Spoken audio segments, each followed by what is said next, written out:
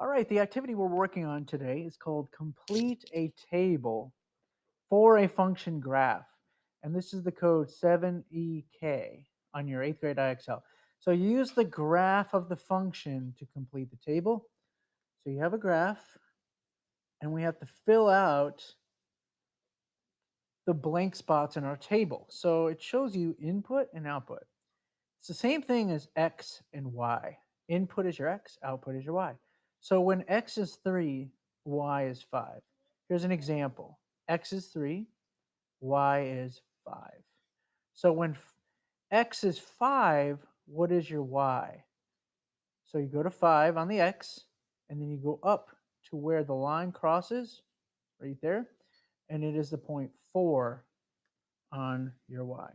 And sometimes you can see a pattern. See, 5, 4, 3. Not always, but sometimes. Okay, so I jumped up a level here, and it looks like we are dealing with a parabola. Okay, and we have an input and an output. Our x is 0, our y value is 10.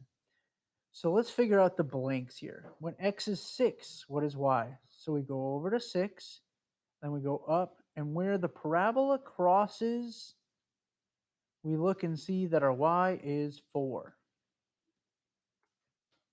Okay, jump up a level, see where we can get to from there. Only 47. See how this is different. Just a couple more. So when x is 6, when x is 6, what is the y? What's your input output? So when x is 6, y is 4.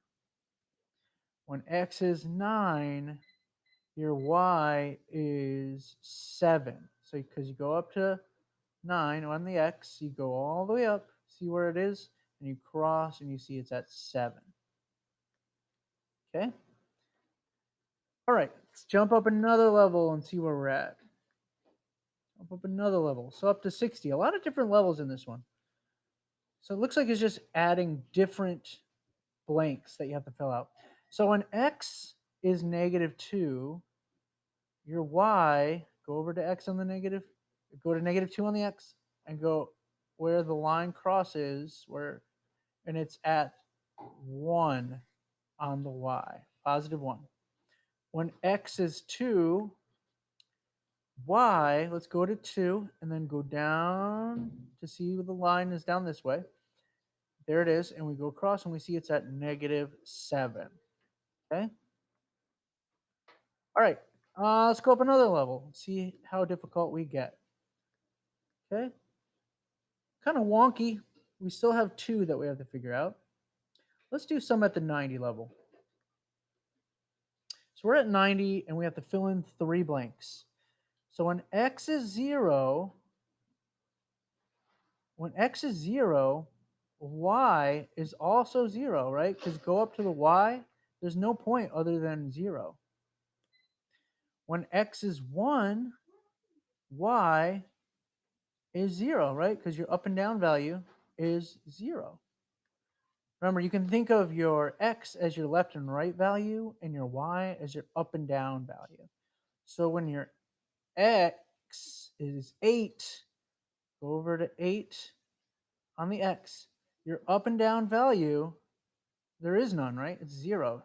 So 0 all the way across. That was an odd one, right? Let's do one more. Okay. So when your input is -4, let's go to -4 on the x. What is your output? Let's go all the way up. See the line crosses where the point is 8 on the y-axis. Okay. Oops. Common mistake I do. Type in the wrong thing. So when your input is 5, go to 5 on the x. Your output is 4. Okay, and one more.